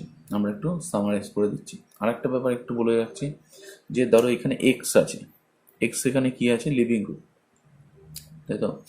এইবার দেখো এখানে কিন্তু লিভিং গ্রুপের লিভিং ক্যাপাসিটির উপর ডিপেন্ড করবে না, কেন লিভিং গ্রুপ যদি যত বাড়বে তাহলে তো এখানে কার্বোক্যাটায়ন হয়ে তবে E1 এর দিকে চলে যাবে, সুতরাং এখানে কিন্তু ভালো লিভিং গ্রুপ মানে ভালো এলিমিনেশন এটা হবে না। এখানে দেখো ডিপেন্ড করবে হচ্ছে অ্যাসিডিটি অফ বিটা হাইড্রোজেন, কারণ স্লো স্টেপে যখন বেস অ্যাটাক করবে বেস কিন্তু সবার আগে খুঁজবে যে অ্যাসিডিটি কোথায় বেশি আছে। তাহলে এই ক্ষেত্রে কিন্তু আমরা যে জিনিসটা দেখব যে হ্যালোজেন বা লিভিং গ্রুপ যেই থাকুক না কেন, মানে এখানটা এক্স এর বদলে যেই থাকুক না কেন, যেই লিভিং গ্রুপই থাকুক না কেন, তার মাইনাস আই এফেক্টের জন্য এখানে একটা অ্যাসিডিটি তৈরি হবে এই হাইড্রোজেনটা। সেই ক্ষেত্রে যার যত বেশি সে হচ্ছে তার তত E2 রেট বেশি। মানে আমি একটা এক্সাম্পল দিচ্ছি, যদি আমি এখানে ক্লোরিন নিই, এর মাইনাস আই এফেক্টের জন্য এর অ্যাসিডিটি কী হবে, অনেক বেশি হবে, এর কিন্তু E2 বাড়বে। যদি আমি এখানে ব্রোমিন নিয়ে নিই তাহলে কিন্তু কিছুটা কম। এখানে যদি আয়োডিন নিই তাহলে কিন্তু আরও E2 রেটটা কম হবে এবং সে কিন্তু E1 এর দিকে ঝুঁকবে আর কি। ক্লিয়ার একটা পয়েন্ট বলে দিচ্ছি। এবার দেখো আমরা পয়েন্টটা মেনশন করলাম, সেটা হচ্ছে রেট অফ E2 কার উপর ডিপেন্ড করবে, acidity of beta hydrogen. Acidity of beta hydrogen যত বাড়বে E2 রেট তত বাড়বে। আর আরেকটা জিনিস আমাকে মনে রাখতে হবে, acidity of beta hydrogen depends on minus I effect of living group. Living গ্রুপের উপর কিন্তু ডিপেন্ড করবে minus I effect of living group. তার মানে যে লিভিং গ্রুপটা আমরা দিচ্ছি সেই গ্রুপটা যত মাইনাস আই এফেক্ট হবে তার কিন্তু E2 রেটটাও বেশি। এটা একটা এক্সাম্পল নিয়ে নিলে সুবিধা হবে। মানে ধরো আমরা চলে আসছি যে এখানে আমরা চলে আসছি বিষয়টা, ধরো এরকম একটা আছে CH2, এখানে Cl, এখানে CH2, এখানে ব্রোমিন, এখানে CH2 হাইড্রোজেন, CH2 আয়োডিন। এক্ষেত্রে তাহলে কি হবে, কোথায় বেশি হবে, দেখো Cl এর মাইনাস আই এফেক্ট বেশি আছে তাই এর অ্যাসিডিটি বেশি, ব্রোমিনের মাইনাস আই কিছুটা কম, অ্যাসিডিটি কম, এর একেবারেই কম তাই এরও অ্যাসিডিটি অনেক কম। তাহলে রেট কী হবে, যদি R1 বলি, R2 বলি, R3 বলে, পরীক্ষায় মেনশন করে দেবে যে E2 রেট বলো, E2 রেট হবে R1 R2 greater than R3। আশা করি বিষয়টা একেবারে পরিষ্কার হয়েছে। এইবার দেখো আমরা একটু সেটজেভ হফম্যান প্রোডাক্টে চলে যাচ্ছি, যেটা আমরা একটু আগেই আলোচনা করলাম। আগেরটা E1 ছিল কি সেটজেভটার অলওয়েজ মেজর হচ্ছে, এখানেও কিন্তু আমরা সেভাবেই দেখব, একটু ডিটেলসে আমরা আলোচনা করব। এইবার দেখো আমরা একই রকমের এক্সাম্পল কিন্তু নিয়ে নিয়েছি E1 এর মতনই, বাট E2 এর ক্ষেত্রে একই রকম এক্সাম্পল নিয়েছি, শুধু মেকানিজমটা কী হবে এখানে একটু আলাদা হবে। এইবারে দেখো যে বিষয়টা আসছে সেটা হলো আমরা এখানে একটা অ্যালকোহলীয় কেওএইচ নিয়েছি যেটা এলিমিনেশন ঘটাবে। আচ্ছা এইবার এইখানে দেখো দুটো হাইড্রোজেনের মধ্যে আমরা বলেছিলাম E2 কার উপর নির্ভর করে, E2 always acidity of beta hydrogen, তাই তো। এবং এই অ্যাসিডিটির জন্য দায়ীটা কি, এই অ্যাসিডিটির জন্য দায়ী হচ্ছে আমরা কিন্তু দেখেছিলাম যে লিভিং গ্রুপটা। তাহলে আমি ব্রোমিন আর আয়োডিন নিয়েছি, তার মাইনাস আই এফেক্টটা ব্রোমিন অথবা না আয়োডিন আর কি, এর মাইনাস আই এফেক্টটা কিন্তু অনেকটাই কম। এবার মাইনাস আই এফেক্ট যদি অনেকটা কম হয় তাহলে এই দুটো হাইড্রোজেনের মধ্যে কী হবে, অ্যাসিডিটির পার্থক্য খুবই কম হবে, মানে সেটা খুবই কম, ঠিক আছে। এইবার ধরো OH মাইনাস আসছে, এবার পার্থক্য এতটাই কম যে OH মাইনাস বুঝতে পারছে না যে অ্যাসিডিটি কোনটার বেশি কোনটার কম, কারণ দুটোর মধ্যে পার্থক্য খুব কমই আছে।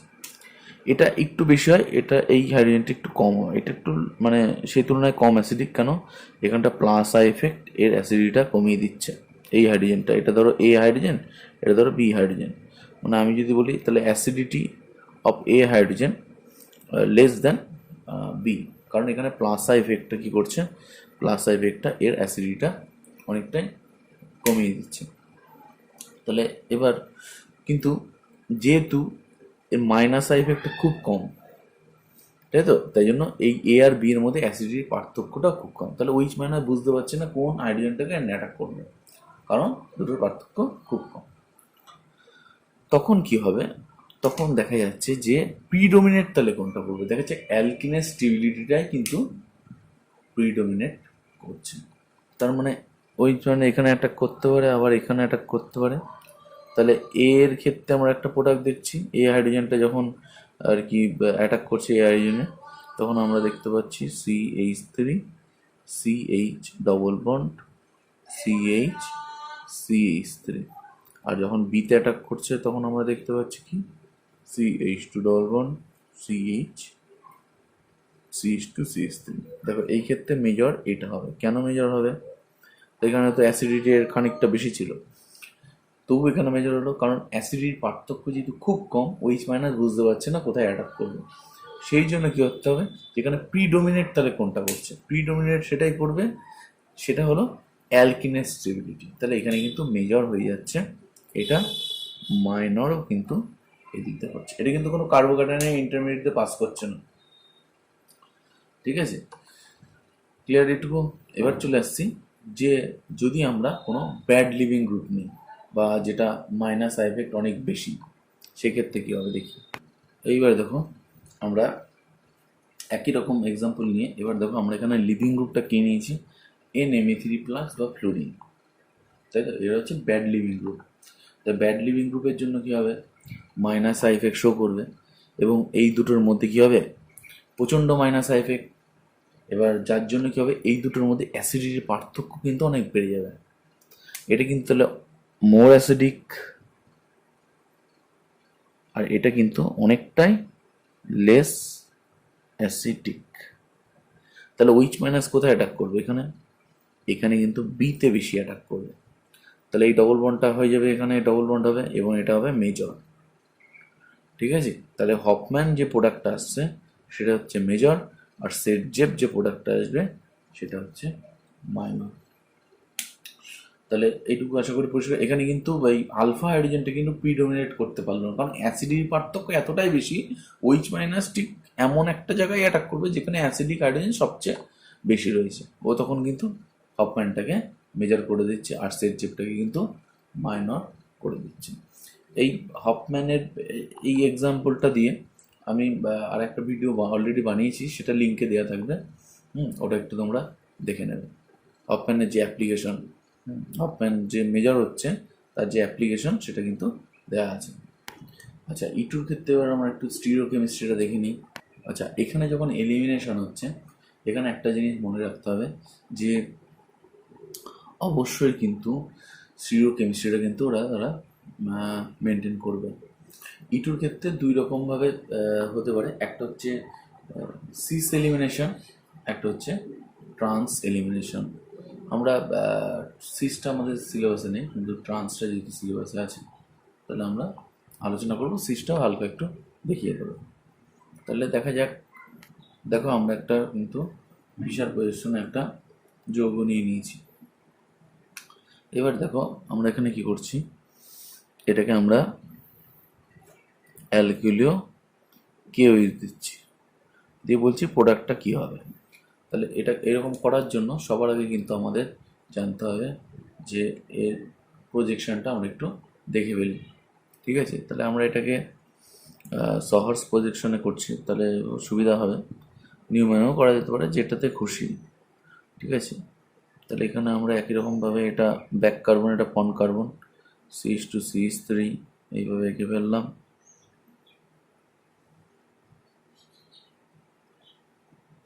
এটা CH2 CH3, এখানে আছে ব্রোমিন, এখানে আছে CH3, এইদিকে আছে হাইড্রোজেন, এদিকে আছে CH3। এবার আমরা কি করব, নিয়মটা হচ্ছে স্টিরিওকেমিস্ট্রি হচ্ছে এই লিভিং গ্রুপ আর এই হাইড্রোজেন এটা সবসময় অ্যান্টিতে থাকবে, যে এলিমিনেশনটা হবে সেটা হচ্ছে অ্যান্টি এলিমিনেশন। তাহলে আমরা এবার কি করব, অ্যান্টিতে রাখার জন্য এই হাইড্রোজেন এবং ব্রোমিনটাকে কি করব, ঠিক বিপরীত দিকে রাখবো। দেখা যাক, দেখো আমরা এখানে কি করলাম, এই হাইড্রোজেনটাকে এইখানে কত ডিগ্রি ঘোরাচ্ছি, 60 ডিগ্রিতে নিচ্ছি, অ্যান্টি ক্লকওয়াইজ 60 ডিগ্রি নিয়েছি। এদিকে চলে যাবে যথারীতি CH3, আর এখানটায় চলে আসবে CH2CH3 নিলাম। আর এই ব্রোমিনটাকে কী করলো, ডট ডট ডট করে 60 ডিগ্রিতে রোটেট করে এইখানটা নিয়ে আসলো। আর এখানে তাহলে কে চলে আসছে, সরি 120 ডিগ্রিতে এখানে নিয়ে আসলাম। তাহলে এখানে ব্রোমিন এখানে আসলো, CH3 এখানে আসলো, CH2CH3 এইখানে আসলো একই রকমভাবে। এইবার দেখো ভালো করে যে আমাদের OH মাইনাস যখন অ্যাটাক করবে, এই ধরলো, এই নেগেটিভ এখানে ধরলো, এই বন্ডটা এখানে পড়লো, আর এইখান দিয়ে কিন্তু আমার ব্রোমিন কিন্তু বেরিয়ে গেল। তাহলে ভালো করে কি খেয়াল করে দেখো, এই মাঝখানটা একটা ডবল বন্ড হবে, আর ব্রোমিন আর হাইড্রোজেন কী হবে, বেরিয়ে যাবে। তাহলে প্রোডাক্টটা কীরকম আসবে একটু আমরা একবার দেখে নিই। দেখো এখানে যদি ডবল বন্ডটা পড়ে, তাহলে বন্ডটা এইরকম একটা ডবল বন্ড হবে। এখানে কি হবে, CH3 আসছে, এখানে CH2CH3 আসছে, এখানে CH2CH3 আসছে, এখানে কিন্তু CH3। তার মানে দেখো এটা ট্রান্সে চলে আসছে।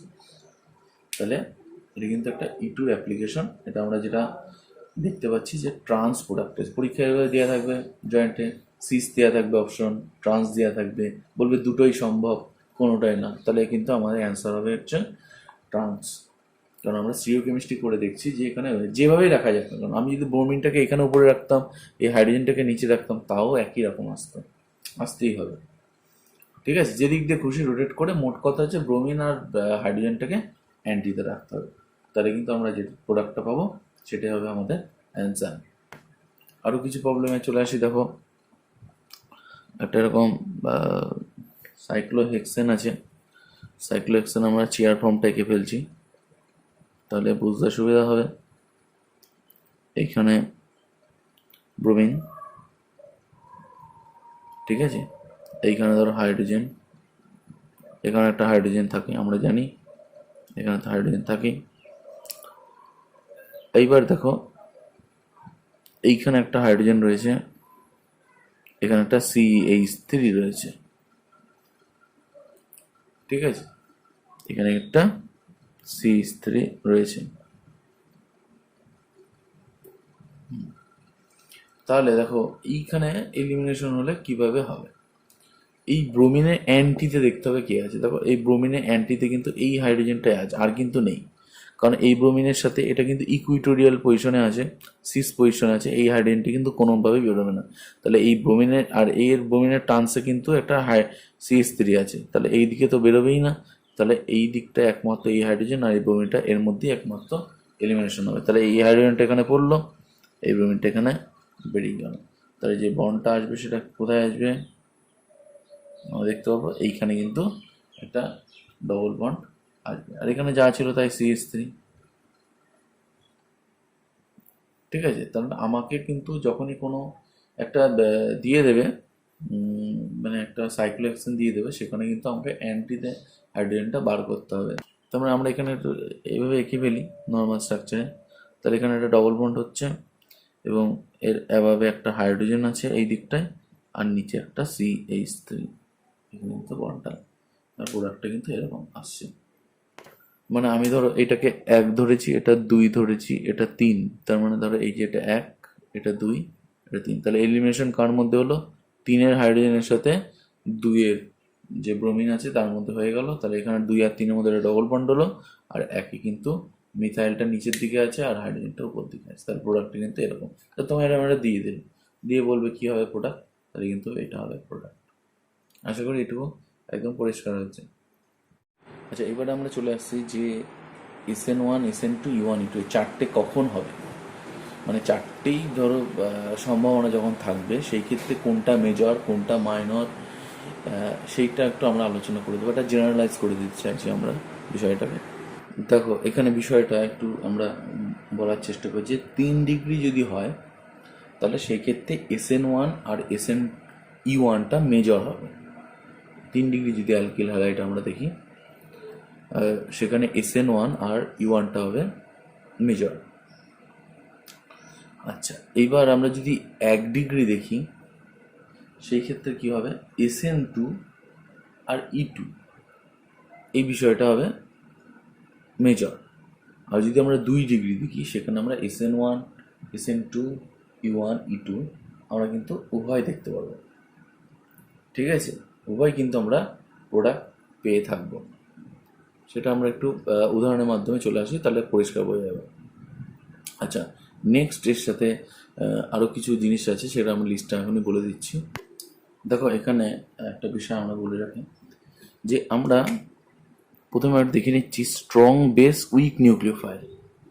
মানে আমরা একটা নেগেটিভ চার্জের ডুয়েল বিহেভিয়ার থাকে, এটা আমরা জানি যে একটা নেগেটিভ চার্জ একটা নিউক্লিওফাইল হিসেবেও কাজ করে, আবার বেস হিসেবেও কাজ করে। অলরেডি আমরা এগুলো ডিসকাস করে দিয়েছি, ডেসক্রিপশনে কিন্তু আছে।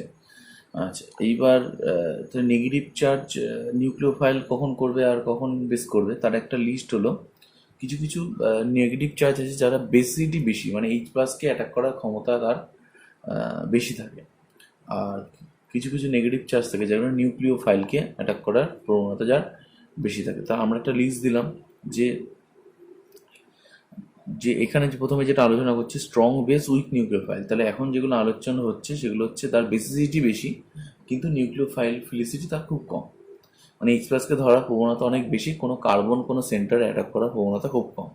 তাহলে প্রথমে CN- অ্যালকোলিক RO- অ্যালকক্সাইড যেগুলো আছে সেটা নিচে আমি বলেছি, NH2- CH3 ETC আরও আছে, আমরা আলোচনা করলেই আরও হবে আর কি, প্রবলেমের সাথে সাথে আমরা করাবো। এবার দেখো RO- মধ্যে আমরা কী কী পড়ছে, CH3 CH2O-, হ্যাঁ, আইসোপ্রোপাইল গ্রুপ আছে, হ্যাঁ, টিবিউটক্সাইড আছে, এগুলো রয়েছে। এগুলো দেখো সাইজ বাড়ছে মানে এর বেসিসিটি কি হচ্ছে, ইনক্রিজ হচ্ছে। আর নিউক্লিওফিলিসিটি কি হচ্ছে, যেহেতু বড় সাইজ হয়ে যাচ্ছে, তাহলে কিন্তু এর নিউক্লিওফিলিসিটি কিন্তু কমতে থাকবে। এই হচ্ছে বিষয়। ঠিক আছে, এবার আমরা নেক্সট যেটা চলে আসবো সেটা হলো স্ট্রং নিউক্লিওফাইল এবং উইক বেস। লিস্টটা নিয়ে আমরা চলে এসেছি। স্ট্রং নিউক্লিওফাইল, উইক বেস কী আছে দেখো, অ্যাসিটেট, হ্যাঁ, হ্যালাইড, ফেনক্সাইড, অ্যাকোয়াস কিউইজ ইত্যাদি যেগুলো আছে। মোট কথা হচ্ছে যেগুলো হচ্ছে H+ ধরতে চায় না, মানে H+ ধরলে যেগুলো যারা তত দ্রুত ছেড়ে দেয় বা যারা অ্যাসিডিটি শো করছে সেই সব আর কি, তারা কিন্তু মোটামুটি তাদের নিউক্লিওফিলিসিটি বেশি হয়, কিন্তু তাদের মানে বেসিসিটি খুব কম হয়, মানে H+কে ধরার প্রবণতা তাদের খুব কম হয়। ঠিক আছে, তাহলে আমরা এবার কিছু এক্সাম্পল দিচ্ছি মিলিয়ে মিশিয়ে, তাহলে পরিষ্কার হবে। ধরো আমাকে একটা দিয়েছে CH3 CH2 Br আর CH3 CH2 Cl। এইবার আমাকে দিয়েছে সায়ানাইড আয়ন CN- CN। দুই ক্ষেত্রে দেখো প্রোডাক্টটা কীরকম আসে, কীরকম মেকানিজম যায়, সেটা আলোচনা খুব ভালো করে বুঝতে হবে বিষয়টা। দেখো প্রথমে আগে এটা 1 ডিগ্রি অ্যালকিলারাইট, তার মানে আমরা এটা ধরে নিচ্ছি 1 ডিগ্রি, মানে এটা কি দেবে, SN2 আর E2। এবার আমরা কি নিয়েছি, এখানে একটা স্ট্রং বেস, একই ক্ষেত্রে স্ট্রং বেস নিয়েছি।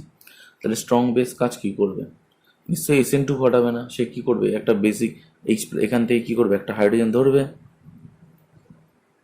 সে কি করবে, এখান থেকে না এখানে H+টা ধরলো, এখানে এটা পড়লো, এখানে এটা বেরিয়ে গেল, তাহলে কি তৈরি করলো, CH2C+। তাহলে এটা কী দিয়ে পাস করলো, SN2 আর E2 হওয়ার কথা ছিল, কিন্তু নিচে আমি বেস কি করবে, সবসময় H+ ধরবে, কোনো নিউক্লিওফিলিসিটি দেখাবে না, তাই জন্য এটা হবে E2। পরিষ্কার এই মেকানিজমটা। এবার দেখো চলে আসছি উপরেরটার ক্ষেত্রে। এবার এই CN- অ্যাটাক করবে, কোথায় করবে, এ খোঁজার চেষ্টা করছে, এখানে একটা অ্যাসিডিক হাইড্রোজেন আছে। আমি আগেই বলেছি অ্যাসিডিক হাইড্রোজেন কার উপর ডিপেন্ড করবে, depends on the living group. তার মাইনাস এফেক্ট, তো খুব কম, তাই জন্য এর অ্যাসিডিটা কী আছে, অনেক কমে গেছে। এবার এ ঠিক নেগেটিভটা গিয়ে ঠিক জুত মতো H+ খুঁজে পাচ্ছে না, মানে একটা যে ধরবে তার অ্যাসিডিটা খুব বেশি হবে, এখান থেকে যে প্রোটনটা টেক আপ করবে সেই ক্ষমতাটাও কিন্তু নেই, কারণ এর মাইনাস এফেক্টটা খুব কম, যার জন্য এর অ্যাসিডিটা খুব কম। তখনও কি করবে, যে ঠিক আছে আর তো পাওয়া গেল না H+, তাহলে আমি সাবস্টিটিউশন করেই বেরিয়ে যাই। তা সাবস্টিটিউশন করলে কি হয়ে যাবে, তাহলে CH3 CH2 CN, এখানে কিন্তু SN2 হিসেবে চলে আসছে। তার মানে যদি আমার স্ট্রং কোনো H প্লাস না থাকে তখন কিন্তু সে SN2 হিসাবে বিহেভ করবে, SN2 আর কি শো করবে মেকানিজম। একটা ব্যাপার যে এখানে যে সায়ানাইড দিই CN মাইনাস, এখানে কিন্তু ব্রোমিন আর আয়োডিন উভয় ক্ষেত্রে কিন্তু একই রকমভাবে প্রোডাক্ট আসবে, কারণ ব্রোমিনেরও মাইনাস আই এফেক্ট কম, আয়োডিনেরও কিন্তু মাইনাস আই এফেক্ট কম। তাহলে এখানে কিন্তু আমরা সাবস্টিটিউশনই দেখবো, ভালো করে দেখবো বইগুলোতে সবসময় যখন সায়ানাইড বা KCN দিয়ে যখন সাবস্টিটিউশন করেছে আইদার ব্রোমিন নিয়েছে আর আয়োডিন নিয়েছে, কখনো কিন্তু ক্লোরিন নেয়নি, কারণ ক্লোরিন নিলে সেখানে একটা E2 এলিমিনেশন হওয়ার একটা বড় একটা সম্ভাবনা আছে। এবার দেখো আমরা একটা 3 ডিগ্রি নিয়েছি, 3 ডিগ্রি মানে কি হবে, প্রথম থেকে চলে আসছি SN1 আর E1, তাই তো, কিন্তু নিয়েছি আমরা এখানে কি স্ট্রং বেস, তাহলে ও কি করবে, তাহলে ও কিন্তু তাহলে E1 ঘটানোর চেষ্টা করবে। এবার দেখো যে নিয়মটা হচ্ছে যে 3 ডিগ্রি মানেই কিন্তু কি সাথে সাথে যেহেতু SN1 আর E1 দিয়ে যাবে সাথে সাথে এটা বেরিয়ে যাবে, বেরিয়ে যাওয়ার সাথে সাথে কি করবে, একটা ক্যাটায়ন তৈরি করে ফেলবে। এই হচ্ছে এখানে ফ্যাক্টর। তাহলে আমি যদি এখানে ক্লোরিনও নিই একই গল্প, ব্রোমিন আয়োডিন ক্লোরিন যাইনি না কেন 3 ডিগ্রি হলেই তো SN1 আর E1, মানে সে তো কার্বোক্যাটায়ন একটা ইন্টারমিডিয়েটে পাস করবে, তাহলে এখানে কিন্তু একটা কার্বোক্যাটায়ন তৈরি হয়ে গেল, ব্যাস। এইবার আমি যখন CN মাইনাস দিয়েছি, CN মাইনাস তো কিন্তু আর সে তো একটা বেস, এখানে তো বিটা হাইড্রোজেনের কোনো ব্যাপার নেই, তাই না, সে তো একটা বেস, সে কি করবে এই ক্ষেত্রেও কিন্তু একটা এখান থেকে একটা বিটা হাইড্রোজেন থেকে একটা H প্লাস নিয়ে, সরি এখানে আলফা হাইড্রোজেন থেকে একটা H প্লাস নিয়ে সে কি করবে, একটা ডবল বন্ড ক্রিয়েট করে দেবে, তো আমার প্রোডাক্টটা এরকম আসলো। ওই জন্য আমরা কিন্তু 3 ডিগ্রি অ্যালকিল হ্যালাইডের ক্ষেত্রে কখনো KCN দিয়ে সায়ানাইড পাই না। সায়ানাইড তৈরি করার সময় আমাদের গ্রিটনারে হেল্প করা হয়, গ্রিটনারে হেল্প নেওয়া হয়। যখন আমরা গ্রিটনার শেখাবো তখন কিন্তু আমরা দেখবো যে কী করে 3 ডিগ্রি সায়ানাইড তৈরি করা হয়, ঠিক আছে। এমনি কিন্তু নর্মালভাবে আমরা কোনোদিনও সায়ানাইড তৈরি করতে পারবো না, মানে এই ক্ষেত্রে এলিমিনেশনটা কিন্তু মেজর আসে। এবার সায়ানাইডের যেটা সাবস্টিটিউটেড প্রোডাক্টটা খুব কম আসে, আর এলিমিনেশনটা কিন্তু বেশি প্রোডাক্ট হয়, এলিমিনেটেড যে প্রোডাক্টটা E1টা সবচেয়ে মেজর হয়। তার মানে এবার দেখো আমরা ব্রোমিন নিয়েছি, এবার আমরা এখানে কিন্তু সরাসরি দেখছি কার্বোক্যাটায়ন হয়ে যাচ্ছে। এবার আমরা যদি এখানে একটা অ্যাসিটেট নিই ACO মাইনাস, এ কিন্তু একটা কার্বোক্যাটায়নের সাথে যুক্ত হয়ে একটা সাবস্টিটিউটেড প্রোডাক্টই করবে।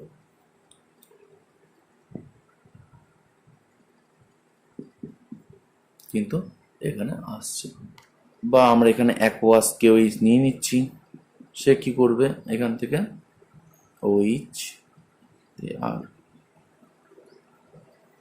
আমরা একটা এক্সাম্পল নিচ্ছি, বাকিগুলোর ক্ষেত্রে বাকি সব রিজেন ক্ষেত্রে একই রকমই হবে বিষয়টা।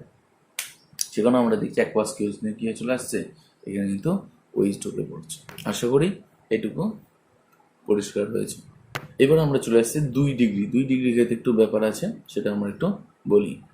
এইবারে দেখো আমরা একটা অ্যালকিল হ্যালাইড নিয়ে সেকেন্ডারি 2 ডিগ্রি অ্যালকিল হ্যালাইড নিয়ে নিচ্ছি, সেখানে কি আছে, একটা ব্রোমিন আছে আবার আয়োডিন আছে, ঠিক আছে। এটা হচ্ছে গুড লিভিং গ্রুপ। এবার গুড লিভিং গ্রুপ হিসেবে কাজ করে, হ্যাঁ, বিটা হাইড্রোজেন অ্যাসিডিটা কম, তাহলে এক্ষেত্রে আমরা কি বলেছি SN1 SN2 U1 আর E2 সবই হতে পারে। এইবার দেখো ভালো করে খেয়াল করে যে SN1 SN2 U1 E2 সবই হতে পারে। এবার আমরা কি নিচ্ছি, সায়ানাইডটা উইক বেস, ঠিক আছে, মানে অন্যান্য বেসিটি যে আছে যেমন স্ট্রং হয়, কিন্তু CN মাইনাসটা একটা উইক বেস কি করবে, সর্বপ্রথমে তোরা আমরা একটা দেখছি প্রথমে কার্বোক্যাটায়ন ধরো তৈরি হলো, তাহলে ও তো বেস, এখানে নিশ্চয়ই সাবস্টিটিউশন হবে না, তাহলে এই ক্ষেত্রে কি করবে, এখান থেকে একটা H প্লাস ধরবে, সেট যে প্রোডাক্টটা মেজর হবে এবং E1 দিয়ে পাস করবে। নেক্সট দেখো ভালো করে কি হতে পারে, যে এখানে কি হতে পারে, যে আমরা আগেই বলেছি যে বিটা হাইড্রোজেনের অ্যাসিডিটি খুব কম হয়, তাহলে কি করবে, যেহেতু অ্যাসিডিটি খুব কম পাচ্ছে তাহলে কিন্তু SN2 হিসেবে বেরিয়ে চলে যাবে। এইবার দেখো যদি এটা যেহেতু এখানে E2 সম্ভব আছে, ঠিক আছে, তাহলে E2 যদি সম্ভব হয়, আমরা যেহেতু বেস দিয়েছি তাহলে এখানে কি হবে, যেহেতু বেস দিয়েছি তাহলে এখানে কিন্তু এলিমিনেশন হতে পারে, E2 এলিমিনেশন হওয়ার সম্ভাবনা আছে। এবার এখানে মেজর কোনটা, এবার দেখো, আচ্ছা এখানে একটা বলে রাখি যে এখানে কিন্তু SN1 এর সম্ভাবনা নেই, যেহেতু কার্বোক্যাটায়ন হলেও কার্বন তৈরি হচ্ছে ঠিকই, কিন্তু CN মাইনাস তো একটা স্ট্রং বেস না, এটা বেস মোটামুটি মোরাললেস একটা বেস, সে কিন্তু সাবস্টিটিউশন করবে না, এ কিন্তু E1 দিয়েই পাস করবে। আচ্ছা এই ক্ষেত্রে তাহলে কোনটা মেজর বা কোনটা মাইনর এরকম কি হবে, দেখো সব ক্ষেত্রে কিন্তু এক্ষেত্রে মেজর বা বলাটা একটু মানে কঠিনই হবে। হ্যাঁ, কোনটা মেজর আসবে এবার ডিপেন্ড করবে কোশ্চেন কীরকম দিয়েছে। তোমাদের যে কোশ্চেনটা আসবে সেখানে যদি বলে যে সাবস্টিটিউশন দিয়ে যাচ্ছে, হ্যাঁ তখন আমরা বলবো এটা একটা SN2 দিয়ে যাবে। ঠিক আছে, এই হচ্ছে ব্যাপার। ঠিক আছে, এবার ধরো এবার যদি তোমাকে বলে যে একটা পোলার, একটা এলিমিনেশন হবে, elimination in polar protic medium, polar protic medium, polar protic যদি মিডিয়াম হয় তাহলে আমরা বলবো E1, আর পোলার অ্যাপ্রোটিক যদি মিডিয়াম হয় তাহলে হবে E2। তাহলে আশা করি সলভেন্টের এফেক্টটাও কিন্তু এখানে জুড়তে হবে, তাই তো? তাহলে যদি সাবস্টিটিউশন বলে তাহলে আমরা SN2 বলে দেবো, আর যদি পোলার প্রোটিক মিডিয়াম বলে জল ফল থাকে, জল অ্যালকোহল ইত্যাদি পোলার প্রোটিক থাকে, তাহলে আমরা বলি E1 দিয়ে যাবে। আর যদি পোলার অ্যাপ্রোটিক মিডিয়াম বলি তাহলে কিন্তু আবার E2 দিয়ে পাস করছে। তাহলে বিষয়টা বোঝা গেছে। এখানে আমরা মানে ডিপেন্ড করবে হচ্ছে তুমি কোশ্চেন কি চাইছে ওরা, হ্যাঁ সেটা থেকে তুমি বুঝতে হবে ওরা কোশ্চেনে কি চাইছে।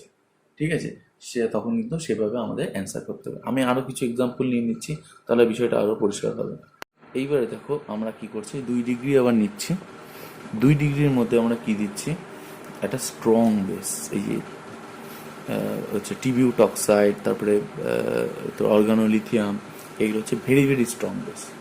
এইবার দেখো খুবই স্ট্রং বেস এরা, SN1 SN2 E1 E2, এটা সম্ভাবনা আমরা আগে বলেছিলাম। এইবার দেখো যেহেতু প্রচণ্ড স্ট্রং বেস, এই ক্ষেত্রে কিন্তু কোনোভাবেই সাবস্টিটিউশন সম্ভব নয়, সেই জন্য এই ক্ষেত্রে আমরা কি বলতে পারি যে SN1 SN2টা বাদ, তাহলে পড়ে থাকবে কি E1 আর E2, তাহলে কিন্তু E1 আর E2। তাহলে এই ক্ষেত্রে আমরা কি দেখতে পারি, CH3 CH double bond CH3, যেখানে আমরা পড়ে থাকবে কি E1, আর এটা কি হতে পারে CH3 C double bond CH3, এটা হবে E2। তাহলে E1 হতে পারে, আবার E2 হতে পারে। E1টা আমরা কত দেখবো, কোনটার ক্ষেত্রে হবে, পোলার প্রোটিক মিডিয়ামে, কারণ কার্বোকার্বনটা পোলার প্রোটিক মিডিয়ামে স্টেবল হয়। আর এটা আমরা দেখতে পাচ্ছি পোলার অ্যাপ্রোটিক। ঠিক আছে, হচ্ছে বিষয়। এবার যদি আমরা একটা ক্লোরিন নিই, ধর এখানে ক্লোরিন আছে বা ফ্লোরিন, এরকম ব্যাড লিভিং গ্রুপ নিই, আমরা একই রকম রাখার চেষ্টা করছি, strong base, very very strong base, very very strong base, আর Li এরকম একটা রাখার চেষ্টা করছি। তাহলে কি হবে, তাহলে আমরা আবার লিখে ফেলছি SN1 SN2 E1 আর E2। তাহলে কোনোভাবেই SN1 SN2 সম্ভব নয়, বাতিল। তাহলে পড়ে থাকবে কি E1 আর E2, এটা পড়ে থাকবে। এইবার দেখো আমরা তো প্রচণ্ড স্ট্রং বেস নিয়েছি, খুবই স্ট্রং বেস। এবার স্ট্রং বেস নিয়েছি, এবার এ তো E1 আর E2 ছাড়া আর কিছু করবে না। এইবার কিন্তু এখানে একটা মজাদার ব্যাপার হয়ে যাবে, সেটা কি, এটা কি ব্যাড লিভিং গ্রুপ না, ক্লোরিন ফ্লোরিন তো ব্যাড লিভিং গ্রুপ, তাহলে এর মাইনাস এফেক্ট বেশি হবে, তাই তো? তখন কিন্তু আমরা একটাই প্রোডাক্ট দেখবো, সেটা হচ্ছে অনলি E2, E1 এর কোনো ব্যাপার নেই, যেহেতু এটা ব্যাড লিভিং গ্রুপ। সেই জন্য আমরা কিন্তু এখানে সেই ব্যাপারটা চলে আসলো, হফম্যানটা কিন্তু মেজর হয়ে যাবে।